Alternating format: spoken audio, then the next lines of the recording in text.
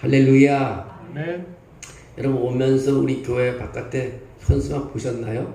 네, 현수막 바깥에 거 다 교체했습니다. 그래서 그 한여름 음악회라고 해서 불도 한번 넣었습니다. 불을 그냥 그동안에 꺼져 있었는데 줄 찾아갖고 한번 스위치를 끄고 불도 들어서 밤에는 아마 환하게 바깥에 불 들어올 것 같아요. 그래서 여러분 가면서 한번 봤으면 좋겠습니다. 항상 이렇게 뭐 준비를 하고 나는 기도도 안 할 수도 없고 큰 안 지나서나 어떻게 하면 사람들을 많이 복음을 전할까 그 생각뿐입니다. 오늘 우리가 사도행전 1장부터 이제 10장에 들어서 설교를 하면서 항상 성령님께서 역사하는 것을 보게 됩니다. 지역의 역사하시는 하나님, 사람의 역사하시는 하나님, 그들의 가진 목적의 역사하시는 하나님, 그 오늘 하나님이 고넬료의 역사였는데 고넬료의 역사하시는 하나님이 우리에게 역사하기를 주의 이름으로 축원합니다. 신약시대의 이스라엘은요 로마 제국의 지배를 받는 식민지였습니다. 로마 황제는 팔레스타인 지역에 다스린 총독을 파견하였고요. 그로 인해 유대 지역과 사마리아 지방을 관장하는 로마의 총독은 가이사라고 이름하는 항구 도시에 거주하였습니다. 식민지에 사는 현지인들로부터 로마 총독을 보호하기 위해 가이사라에는 각각 1000명으로 구성되는 로마 부대가 5개의 부대가 주둔하고 있었습니다. 그 5개의 부대 중 하나의 이름이 바로 이탈리아라는 부대인 것입니다. 이탈리아라는 부대. 이 이탈리아의 부대의 병사들은 식민지에서 차출한 병력이 아니라 로마에서 온 정예 병력이었습니다. 좀 알기 쉽게 말하면 특수부대라는 것입니다. 근데 오늘 이야기의 주인공은 바로 이 이탈리아 부대에 소속된 백부장 고넬로라는 인물이 등장하게 됩니다. 백부장이라는 계급은 로마 보병이 진급할 수 있는 가장 높은 지위에 있는 직분입니다.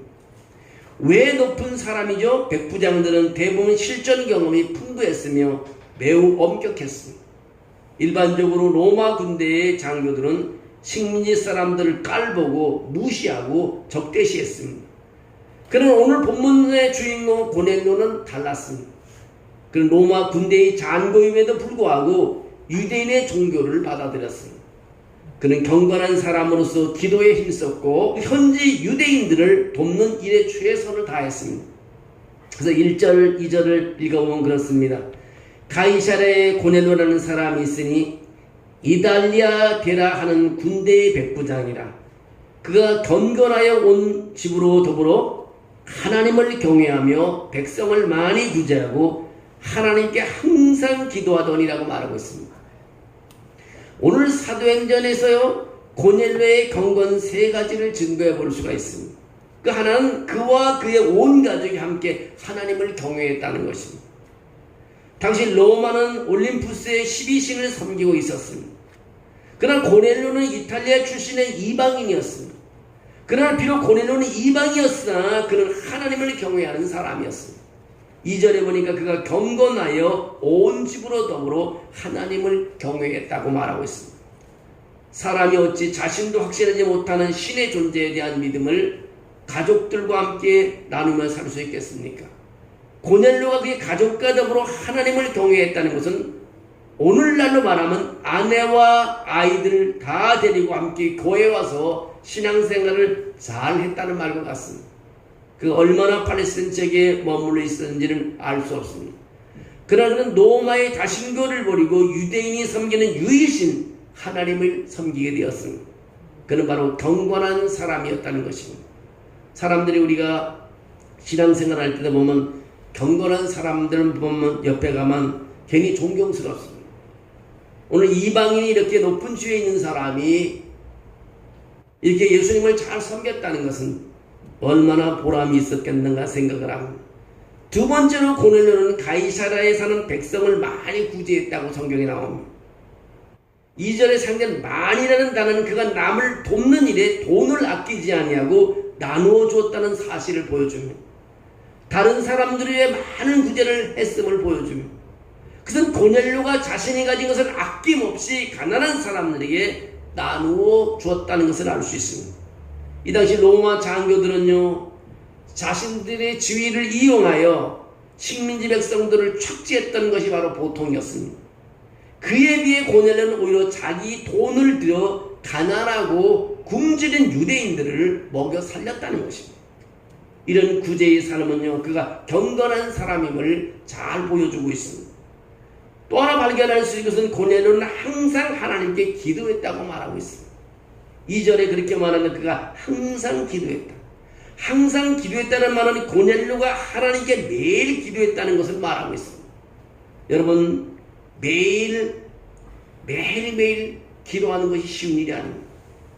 식사기도 말고 지나가다 한 짧은 기도 말고 정해진 시간을 구별해야 하는 기도를 말하는 것입니다. 바쁜 일상 가운데서 그렇게 시간을 구별해야 기도하는 것이 얼마나 어려운 일인가는 우리 스스로가 잘 알고 있습니다. 고넬료는 매일같이 시간을 구별하여 하나님 앞에 나가 기도하는 경건한 사람이었다는 것입니다. 2절에 사용되는 항상이라는 단어는 삶의 모든 일과 상황 속에서 언제 어디서나 기도하기에 힘든 사람임을 보여주고 있습니다. 이처럼 하나님께서는 우리의 일상을 면밀하게 관찰하고 계십니다. 우리가 어떤 마음으로 살아가는지, 어떤 자세와 마음을 품고 살아가고 있는지 하나님은 세밀하게 보시고 그에 따라 역사하신다는 것입니다. 그리스도인의 삶의 목적은요, 죽어서 천국 가는 것만이 아닙니다. 지금 우리가 살아가고 있는 이곳에서 날마다 하나님의 인도하심을 받고 고넬료와 같이 하나님을 경외하고 주님의 뜻대로 이웃들 위해 살아감으로써 하나님께 기쁨과 영광을 돌리는 삶을 살아갈 수 있다는 것입니다. 하루는 고넬료가 평소 습관에 따라 정해진 시간에 하나님께 기도하고 있었습니다. 이날 고넬료의 인생에서 잊지 못할 특별한 사건이 벌어지게 됩니다. 3절 말씀에 그렇게 말합니다. 하루 제 9시쯤 되어 환상 중에 밝히 보매 하나님의 사자가 들어와 가로되 고넬료야 하니, 이 3절 말씀을 때 고넬료가 날마다 기도할 때가 제 9시라고 했습니다. 근데 이제 갑자기 천사가 들어온 것입니다. 왜 하필 제 9시였을까요? 일단 본문에 말하는 제 9시는 오늘날 우리가 사용하는 시간으로 바꾸면 우리 오후 3시를 말합니다. 유대인들은 하루에 3번 기도 시간을 정해놓고 기도하는데 오전 9시와 정오와 그 다음에 오후 3시 기도를 합니다. 이제 오늘 본문에서 고넬료가 기도하던 제 9시, 오후 3시는 제사장이 저녁 시상 제사를 드리는 시간입니다. 하나님께 분향하는 시간이라는 것입니다. 따라서 전통적으로 유대인들은 이 시간에 기도함으로써 제사장의 희생제사에 참여하는 것으로 생각하며 오후 3시에 기도를 매우 중요하게 생각했습니다. 이방인인 고넬료가 유대인의 간섭에 따라 오후 3시에 기도하는 것은 하나님을 경외하는 그의 마음 상태를 잘 보여주고 있습니다. 매일 오후 3시에 기도하는 고넬료, 그는 그날 환상 중에 하나님의 사자고 천사를 보게 됐다는 것입니다. 그가 본 환상은 비몽사몽간에 보여진 모호한 것이 아니라 매우 분명한 하나님의 계시였습니다. 천사가 고넬료에게 전해준 말이 무엇인지 봅니다. 4절에 그렇게 말하고 있습니다. 고넬료가 주목하여 보고 두려워 가로되 주여 무슨 일이니까? 천사가 가로되 내 기도와 구제가 하나님 앞에 상달하여 기억된 바 됐다. 여러분 생각해 보세요. 고넬료의 기도가요, 고넬료의 기도와 구제한 것이 하나님께 상대해 하나님이 알고 계시다는 것입니다. 고넬료 누가 가난한 사람 누구를 도와주니 하나님은 알고 계신다는 것입니다. 누구에게 밥을 한번 사준 것까지 다 알고 계신다는 것입니다. 쌀이 떨어지는 쌀을 대준 것까지 다 알고 계신다는 것입니다. 또 기도한 시간까지 다 알고 계신다는 것입니다. 여기서 천사는 우리 모두가 주목해 봐야 하는 사실을 고넬료에게 가르쳐주고 있습니다. 고넬료야, 하나님께서 내 기도를 들으셨다는 것입니다. 하나님은 내가 가난한 사람들을 도운 것을 보셨으며 너를 기억하고 계신다고 말하고 있습니다. 여러분, 기억하고 계십니다. 때로는 아무도 없는 골방에 들어가 눈을 감고 한참 기도하거나 내 삶에 크게 바뀐 것이 없음을 느끼게 될 때가 있습니다. 기도도 아무런 소용이 없는 건 아닐까? 기도한다고 무엇이 달라질까?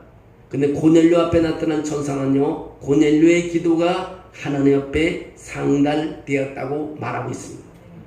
제단 위에 제물을 태울 때 나는 연기가 하늘로 올라가 하나님께서 기쁘게 흡양하시는 제사가 되듯이 고넬료의 기도가 하나님께 기도를 드리는 제사로 하나님께서 받으셨다는 것입니다.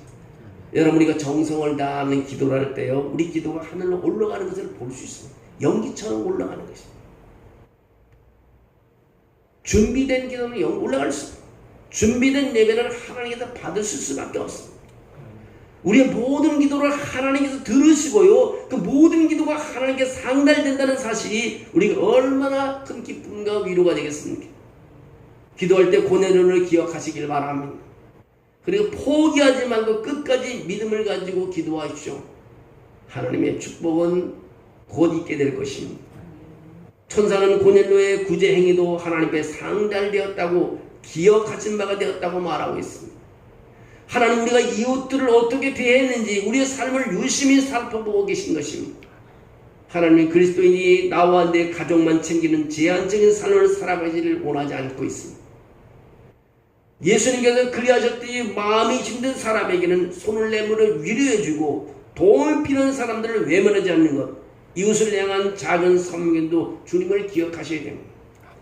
여러분 우리가 이 세상에 태어나서 나만 배불리 먹고 내 가족만 잘 먹이고 무슨 소용이 있겠어요? 정말 우리가 하나님의 축복을 봐서 사회를 위해서 기부도 하고 어려운 사람들을 돕고 얼마나 주님의 이름으로 하게 되면 얼마나 보람되겠어. 그런 애가 좋은 직장 줬다고 나만 먹고 가족들만 그것이 하나님이 기뻐하지 않을 것 같아. 내가 부흥할수록 성장하면 성장할수록 많은 성장한 부흥하고 발전하고 온 것을 주의 이름으로 나눌 수 있을 때 하나님이 기억해 주신다는 것입니다.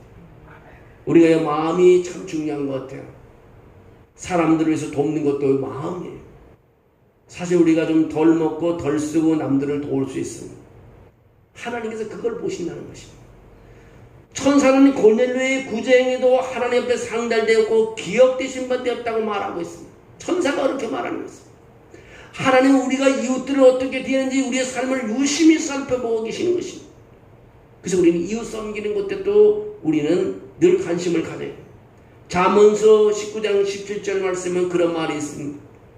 잘 들어줬으면 좋겠습니다. 잠언서 19장 17절 말씀에 가난한 사람을 도우면 하나님께서 반드시 갚아주신다고 했습니다. 쉬운 성경 번역에 뭐라고 되어 있냐면 잠언 19장 17절에 가난한 자에게 베푸는 일은 하나님께 빌려드리는 것이니 그분이 후하게 보상해 주신다는 것입니다.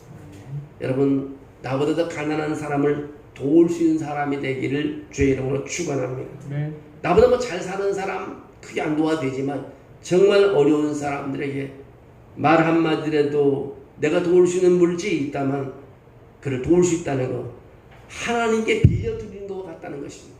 빌려주는 것은 다시 나에게 온다는 것입니다. 올 때는 더 풍성히 오게 되는 것입니다. 고넬료가 가난하고 어려운 처지에 놓인 이웃들을 외면하지 않고 그들을 섬긴 시간들을 하나님은 다 기억하고 계신다고 말하고 있습니다. 마찬가지로 우리들이 이웃을 섬기며 도와줄 때 하나님은 우리의 섬김을 기억하시고 우리의 선행을 넉넉하게 갚아주십니다. 천사는 고넬료에게 구체적인 지침을 전달하고 있습니다. 5절 6절에 그렇게 말합니다. 내가 지금 사람들을 욥바에 보내어 베드로라는 시몬을 청하라. 저는 피장 시몬의 집에 유구하니 그 집은 해변에 있느니라고 말합니다. 여러분 천사가 고넬료에게 구체적으로 말합니다. 누굴 데려오라. 천사는 고넬료에게 욥바로 사람을 보내 베드로라고 하는 시몬이라는 사람을 데려오라고 했습니다. 천사는 현재 베드로가 피장 시몬의 집, 가죽 제품을 만드는 시몬이라는 사람의 집에 묵고 있으며 그 집은 바닷가 근처에 있다고 구체적으로 말하고 있습니다. 천사가 떠나자 고넬료는 즉시 집안 하인 두 사람과 자신의 부하 병사 가운데 경건한 사람 하나를 택하여 천사가 가르쳐주는 모든 일을 이야기해주고 그들을 욥바로 보내게 됩니다. 고넬료가 머물고 있는 가이사랴에서 욥바는 약 50km 정도가 됩니다. 먼 거리입니다. 이 50km가 참 멀어요. 내가 집에서 차를 몰고 수원까지 하면 50km예요. 우리가 한 120리 정도 된다는 겁니다. 근데 한 인터넷 구글 검색을 해봤어요. 도대체 50km를 인천에서 걸어오면 얼마나 걸릴까? 13시간 24분, 13시간. 걸음거리는 603걸음이 된다. 그래서 아마 아침 새벽에 일어나서 하루 종일 걸으면 하루 종일 수원은 내려올 수 있을 것 같아요. 근데 옛날엔 그렇게 가지 않고요. 1박 2일 정도로 이렇게 갔습니다. 오늘 성경에도 보면 도보로 쉬지 않고 걸어가면 12시간 걸어야 할 수 있는 12시간 내 13시간 거리인데 고넬료가 베드로에게 보낸 세 사람은 하루에 약 6시간씩 걸어서 1박 2일 여정으로 요바에 갔습니다. 다음날 저희가 요바에 거의 다다랐을 무렵 베드로는 정오 시간 기도하기 위해 지붕에 올라가서 9절에 말합니다. 9절에 한번 읽어볼게요. 이튿날 저희가 행하여 성에 가까이 갔을 그때에 베드로가 기도하려고 지붕에 올라가니 시간은 제6시더라고 말합니다. 앞서 우리가 경건한 고넬료의 삶에서 살펴보듯이 경건한 사람들의 삶 속에는 한 가지 공통점이 있습니다. 그것은 뭐냐면 시간과 장소를 정해놓고 기도한다는 것입니다. 아무 때나 기도하는 게 늘 항상 기도하는 마음이 있겠지만 항상 경건한 사람의 공통점은 시간과 장소를 정해놓고 기도했다는 겁니다. 성경을 살펴보면 베드로도 시간과 장소를 정해놓고 매일같이 부지런히 기도했음을 알 수 있습니다. 오늘 본문 속에서도 제6시 또 정오 쉽게 말하면 우리말로 말하면 9시 12시 그 다음에 3시에 기도했는데 베드로는 12시에 지붕에 올라가서 기도했습니다. 베드로가 기도하기에 올라간 지붕은 평평한 것으로 팔레스타인의 가옥 형태를 살피면 그것이 제일 조용하고 다른 사람에게 방해받지 않고 묵상하고 기도하기에 가장 적합한 장소입니다. 고넬료가 그랬던 것 같이 베드로도 역시 기도하는 가운데 환상을 보게 됩니다. 오늘 10절과 11절을 보면 그렇습니다. 시장하여 먹고자 하며 사람이 준비할 때 비몽사몽간에 하늘이 열리고 한 그릇이 내려오는 것을 보니 큰 보자기 같고 뇌기를 메어 땅에 들이웠더라. 10절 말씀은 베드로가 비몽사몽간의 환상을 본 것으로 기록하고 있습니다. 우리말에서 비몽사몽간이라는 말은 꿈인지 현실인지 구별하기 힘든 상태인데 꿈처럼 어설프시 의식을 가진 상태를 가리킵니다. 그러나 성경 원어를 보면 엑스타시스라는 단어를 써서 또렷한 의식의 상태를 의미한다고 말합니다. 베드로는 영적으로 몽롱한 상태에 빠진 것이 아니라 오히려 더욱 영적으로 각성하여 현상을 잘 인식하고 있는 상태였다는 것입니다. 베드로는 환상 가운데 하늘이 열리고 큰 보자기 같은 그릇이 4개 퉁이에 끈에 매달려 땅으로 내려오는 것을 보았습니다. 베드로는 그 그릇 안에 무엇이 있나 살펴보았습니다. 12절에 그렇게 말합니다. 그 안에는 땅에 있는 각색 4발 가진 짐승과 기는 것과 공중에 나는 것들이 있는데 라고 말합니다. 베드로가 하늘에서 내려온 보자기 안을 보니 율법에서는 먹지 말라고 그만 짐승과 곤충과 새들이 담겨져 있었습니다. 레위기 11장을 보면 이스라엘이 먹을 수 있는 동물은 땅에 사는 짐승의 경우 되새김질하고 동시에 발굽이 갈라진 짐승입니다. 근데 바다에 사는 생물의 경우는 비늘과 지느러미 둘 다 있는 것만 먹을 수 있습니다. 왜 이러한 생물만이 전별하다고 간주했는지 그 이유는 알 수 없습니다. 다만 땅에 사는 생물의 경우 정한 짐승에는 소나 양이나 염소나 사슴이나 노루 등 주로 풀을 먹고 살고 비교적 온유하고 평화로운 동물이라는 사실만을 알 수 있습니다. 오늘 13절에서 16절에 그렇게 말합니다. 또 소리가 있으며 같이 읽어볼까요? 또 소리가 있으며 베드로야 일어나 잡아먹으라 하거늘 베드로가 가로되 주여 그럴 수 없나이다. 속되고 깨끗지 않은 물건을 내가 언제든지 먹지 아니하는 낯선나이까. 한데 또 두 번째 소리가 있으되 하나님께서 깨끗게 하신 것을 내가 속되다 하지 말라 하더라. 이런 일이 3번 있으므로 그 그릇이 곧 하늘로 올려가니라. 환상 중에 나타나신 하나님께서 베드로에게 말씀하십니다. 베드로야 일어나 그것을 잡아먹어라. 아마도 베드로는 하나님께서 자신을 시험한다고 생각했던 것으로 알고 있습니다. 그러니 동물들을 잡아먹기를 단호하게 베드로는 거절합니다. 주님 절대로 그럴 수 없습니다. 저는 속되고 부정한 것은 한 번도 먹은 일이 없습니다. 그러자 하나님께서 또 음성을 들려주십니다. 하나님께서 깨끗하게 하신 것을 속되다고 하지 말아라고 말합니다. 이와 똑같은 현상이 무려 3번이나 반복된 뒤에 보자기는 다시 하늘로 올라갔다고 했습니다. 이 환상이 도대체 무엇일까요? 하나님께서는 환상을 통해 베드로에게 부정한 짐승을 깨끗하게 가졌다고 선포했습니다. 이는 단순히 짐승에 대한 환상이 아니라 부정하게 여겼던 이방인들도 하나님의 깨끗하게 하심으로 말미암아 주님의 백성이 될 수 있음을 선포한 말씀인 것입니다. 그러나 아직 베드로는 이 환상의 의미를 깨달지를 못했습니다. 기도가 끝난 후 베드로는 지금 자신이 본 환상이 도대체 무슨 뜻인가 곰곰이 생각해 보았습니다. 그러나 그 뜻을 알 수가 없었습니다. 바로 이때 마침 이방인 백부장 고넬료가 보낸 사람들이 베드로가 머물고 있는 집을 찾아왔습니다. 이들은 문 밖에서 베드로라는 시몬이 여기 계십니까? 라고 큰 소리로 외치는 것입니다. 지붕에서 기도하는 베드로는 자신을 찾는 사람들의 소리를 들었습니다. 그는 조금 전 그에게 나타난 환상에 대해 곰곰이 생각하고 있는 중이었습니다. 이때 성령께서 베드로에게 말씀하십니다. 시몬아, 세 사람이 너를 찾아왔다. 일어나 내려가거라. 그들은 내가 보낸 사람들이다. 주저하지 말고 그들을 따라가거라. 지붕에서 내려오는 베드로는 세 사람에게 물어보았습니다. 내가 그대들이 찾는 사람 베드로입니까? 무슨 일로 오셨습니까? 그냥 사람들이 이렇게 말합니다. 저희는 고넬료라는 로마 백부장이 보낸 사람들입니다. 고넬료는 왜 의로운 사람이며 하나님을 경외하는 사람입니다. 그는 모든 유대인들에게 존경을 받는 사람입니다. 한 거룩한 천사가 고넬료에게 나타나 당신을 집으로 모셔다가 당신이 하는 말씀을 들으라고 분부하셨습니다. 베드로는 멀리서 온 이 사람들이 쉴 수 있도록 그가 머무는 집에 유숙하게 하였습니다.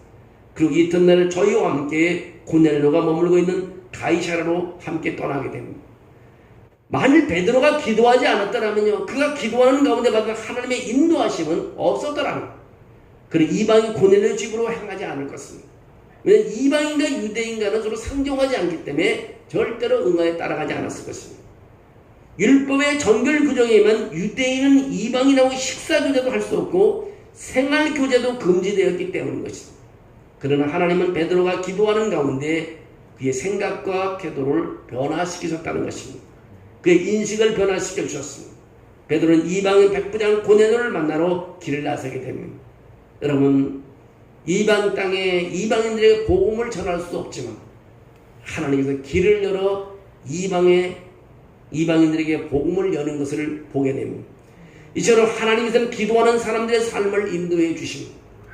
기도하는 고넬료와 기도하는 베드로에게 동시에 환상을 보여주심으로 그들이 서로 만나게 되는 사건은 우연이 아니라 하나님의 세밀한 인도하신 가운데 일어나는 결과라는 것을 알게 됩니다. 고넬료와 베드로는 전혀 모르는 사이였습니다. 그러나 하나님께 이 둘을 묶어 놓았습니다. 고넬료에게는 예수 그리스도의 복음을 전하는 줄 전도자가 필요한 상황이었고, 그 다음에 하나님은 그에게 최고의 전도자 베드로를 붙여주었습니다. 고넬료가 기도하는 동안 그에게 가장 필요한 것을 보내주신 것입니다. 여러분, 이처럼 기도하면 전도자를 보내주신다는 것입니다. 기도하는 우리에게 사람을 붙여주신다는 것입니다. 베드로에게는 기도하는 동안 그가 예루살렘 교회의 수장으로서 다음에 가야 할 사역의 방향으로 인도하셨던 것입니다. 이처럼 하나님께서는요, 기도하는 사람들의 삶을 인도해 주십니다. 만약 우리 삶이 하나님의 인도하심을 받고 살아가기를 원한다면 베드로와 고넬료처럼 시간과 장소를 구별하여 매일같이 기도해야 됩니다. 그때 우리 삶은 하나님의 선명한 인도하심을 경험하게 될 것입니다. 고넬료에게 가장 필요한 전도자 베드로를 붙여주셨듯이 하나님께서 우리가 기도할 때 사람을 붙여주실 것입니다. 여러분, 사업할 때도 마찬가지입니다. 나에게 하나님께서 필요한 사람을 붙여주십니다. 여러분, 기도하면 여러분의 필요한 사람을 하나님께서 붙여주실 줄로 믿습니다. 베드로에게 새로운 길을 열어주신 것처럼 하나님께서는 우리가 기도할 때 상황을 열어주십니다. 기도할 때요, 역사가 일어나는 것입니다. 앞서 우리는 기도하는 고넬료를 찾아온 천사의 모습을 살펴보았습니다. 성경에서 천사가 나타나는 장면들을 살펴보면 역사의 중요한 전환기임을 알 수 있습니다. 구약 성경에서요, 주의 택하신 자들을 특별하게 인도하실 때 천사가 꼭 나타났습니다. 선지자들과 사사들에게 새롭게 사명을 주시거나 말씀을 주실 때도 천사가 나타나셨습니다. 신약성경에서 천사가 예수님의 탄생을 알리기 위해서 나타나셨습니다. 예수님의 부활하심과 승천을 알리기 위해서도 천사가 나타났습니다. 이와 같이 천사는 아주 특별한 때에 나타나십니다. 그렇다면 본문 속 기도하는 고넬료에게 천사가 나타났다는 사실은요, 오늘 이 본문이 성경에서 중대한 역사적 전환점을 얻었다는 것을 우리에게 알려주고 있습니다. 한마디로 딱 말해서 이방인에 대한 구원의 확장이라는 것입니다. 이방인에는 구원의 역사가 퍼지게 되는 것입니다.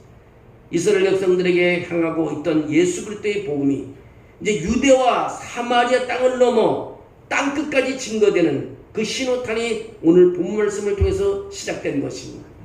여러분, 사도행전 8장을 보면은 에티오피아 그 여왕 간다게의 국고를 맡은 네시가 빌립지사의 전도를 통해서 이방인에서 최초의 예수 믿고 세례받는 사람이 되었습니다. 그러나 아직 공식적으로 교회는 이 이방인에게 복음을 전파되지 못했습니다. 그러나 고넬료가 베드로를 통해 예수의 복음을 들고 나서 세례를 받고 성령께서 그와 그의 가족들에게 임하실 때 기독교 역사는 새로운 전환점을 맞이하게 됩니다. 기독교 공동체가 공식적으로 이방인들의 선교에 대한 문을 열게 되는 놀라운 계기가 된 것입니다. 그래서 예수님께서 말씀하신 대로 이스라엘뿐 아니라 땅 끝까지 주님의 복음이 전파되는 것을 보게 됩니다. 여러분, 고넬료와 베드로의 삶처럼 우리들의 삶도 하나님의 인도하심 갖고 살아갈 수 있다면 얼마나 놀라운 풍성한 삶을 누리겠습니까? 성령께서 일으키시는 역사의 파도를 타고 주와 함께 사역할 수 있다면 얼마나 큰 기쁨이 있겠습니까? 이 모든 것은 바로 무엇부터 시작하냐? 기도부터 시작하는 것입니다. 하나님은 기도하는 자들의 삶을 인도해 주십니다.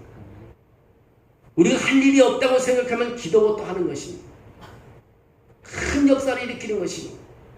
하나님이 기도하는 자들의 삶을 통해 역사하십니다.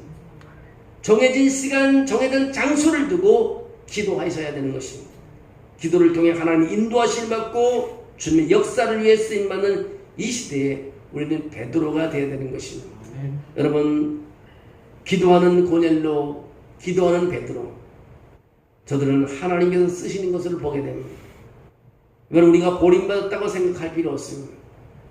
내가 왜 일이 잘 안 되냐고 생각할 필요 없습니다.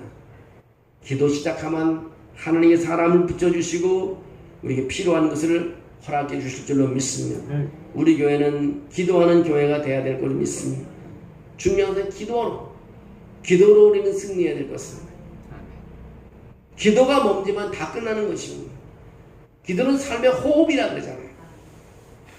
기도를 멈추게 되면 호흡이 끊어지기 때문에 죽은 인생과 같은 것이죠. 여러분, 차를 몰 때도 기도하시고요. 밥을 먹을 때도 기도하시고요.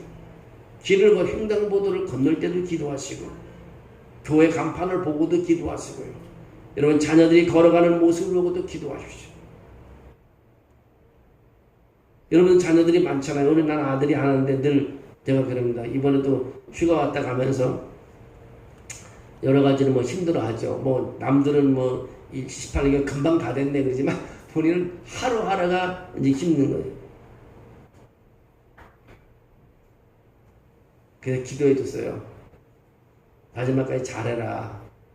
이제 내리막길이고 얼마 안 남았으니까 기도하고 잘 섬기고 하사관도 잘 섬기고 장교도 잘 섬기고 후임도 잘 섬기고 선배도 잘 섬겨라. 문제 일으키지 마라. 좀 분노가 일어나도 참어라. 지금 잘 참았다. 그게 마지막에 하고 치지 말고 해라. 교회 가서도 열심히 드럼을 치든가 피아노를 치든가 열심히 하나님 섬기고 하나님의 갈 길을 잘 인도할 거다. 그리고 보냈어요. 여러분, 자녀들이 가는 모습을 여러분이 기도할 때요, 큰 힘이 됩니다. 여러분이 기도하는 자녀는 절대로 잘못될 수가 없습니다. 잘못 길을 갔다가 돌아올 것입니다. 여러분이 자녀들을 위해서 기도해 주시고요. 우리 교회가 여러분들이 기도한다면 우리 교회는 하나님께서 축복 가지고 사람을 보내줄 줄로 믿습니다. 여러분의 삶 속에 오늘도 베드로와 고넬료처럼 오늘 기도함으로 여러분의 환경을 바꿔놓고 여러분의 길을 바꿔놓고 정말 하나님께 영광을 돌리는 그런 삶이 되기를 주의 이름으로 축원합니다.